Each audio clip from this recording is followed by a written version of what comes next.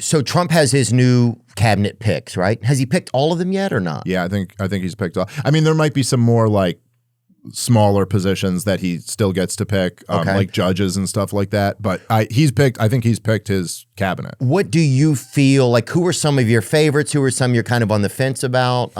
Doug Collins got fucking picked. The coach, the basketball coach, dude. Remember he was with the Wizards, dude. And wait, are you talking about Jordan's coach, Doug Collins, or is this someone else? No, that's a different Doug Collins. Oh damn, who's that guy? Doug Collins got the Bulls right there, and then Phil Jackson came in and took all the glory. I remember that, dude. That's a great point. That's never really talked about, is it? But what about some of his cabinet picks? Who do you like? Where are you at with some of that? I love. Well, the best ones to me by far were Bobby Kennedy for Health Department was just amazing. I think that's really going to shake things up. Is he one of the first doctors that's never been in charge of the health department? That's a good question. I don't know. No, I think the guy who's in the head of it now was a lawyer too. So I'm not sure. But he is the first like real outsider and real critic of the American like health state. And so that's really interesting. He also put, which I'm sure has a lot to do with Bobby being at HHS, but he put Jay Bhattacharya as the new head of the DraftKings. The Jay Bhattacharya. Yeah, he sounds like a bookie. Oh, dude. Yeah, well, he's got I think he's Indian. I don't know. Oh, Bhattacharya's Indian? Wow. I might be wrong about that. If I'm wrong, I apologize. But he was one of the signatories on the Great Barrington Declaration. He was amazing during COVID. He was he's like a brilliant, he's got a degree, I think, in economics and in science. Jay Bhattacharya, bring him up. It sounds like he's from Madras, New Jersey, dude. Bring him up, Jay Bhattacharya. Let's get a gander at him. I just want to get a peek at him. I haven't seen his face before. Bhattacharya. Oh, yeah. I like this guy, huh? He was phenomenal during COVID. Really? Like a goddamn hero. Just calling out all the bullshit. And like, I would love to interview him. Dude, that would be great. He's a super, super smart scientist who's like really understood why lockdowns were terrible and why the vaccine mandates were insane and all of that stuff. Oh, he got Fauci's old job.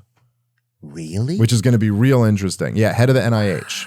Heck yeah, that's cool. Now, all these guys got to be confirmed by the Senate still, so that's not done. But the other great pick was Tulsi Gabbard as Director of National Intelligence. Mm-hmm. Makari, do you know who that is? Marty? I'm not sure. Marty Makari, can you look him up? Marty Maron for FDA commissioner.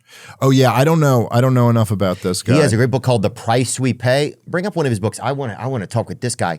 It's about the insurance, the whole the scam, what broke American healthcare. There's another great book he has too.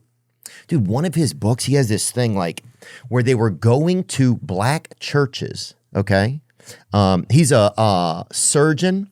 Let me see. Martin Andel Makari is a British-American surgeon, professor, author, and medical commentator. Where they were giving people scans at their churches, showing them that they needed like their blood vessels dilated or shunts put in their legs. And it was just, and doctors were making a ton of money through Medicaid. It was just this big scam. And a lot of the doctors were funding the groups that would go, and they would do it at black churches and black religious get-togethers, and they'd have tables set up, and they were just using these people, basically sending them through as just like a fucking as a varicose vein mill. Wow. Unreal. Just making tons of money, I'm sure. Yeah, but he talks about that. He talks about a lot of neat stuff. Oh, that's another one. Blind spots. That's one I've been reading. When medicine goes wrong. That's one that I've been reading. But he seems like an interesting guy. But he got put in. That's one I'm excited about. Gabbard, you said. Who else is in there? Kash Patel, who took over the FBI. Oh, really? FBI director he was a huge critic of like Russiagate and a lot of the crazy stuff that a lot of the election interference that the FBI has been doing. Again, we're going to see how there were reports out I'm not sure if this is true or not, but that Tulsi Gabbard was saying she's changed her mind on government surveillance and now she's okay with the intelligence agencies spying on us. You know, DC has a way of poisoning people. But how does that happen? But also, I'm not throwing her under the bus or nothing like that. I think maybe she's saying what she needs to say to get confirmed, and then she'll do some really great stuff once Could that be something that happens? Quite possibly. It's hard to say, but it is like there's all types of pressure, and then there's probably pressures that I don't know about at all, that when you're actually on the inside, there's probably all types of threats and things like that you got to deal with. So I think these picks were all very, very good. He had a bunch of really bad picks that I did not like. Let me see. Let's finish this one, though. Gabbard, 43, was born in the U.S. territory of American Samoa, raised in Hawaii, and spent a year of her childhood in the Philippines. Yeah, she's definitely, I love the way that she talks. You know, I love how just her own, she always seems to have her very own voice. Who were some Trump picks, some other cabinet picks that you're not sure about, you feel like?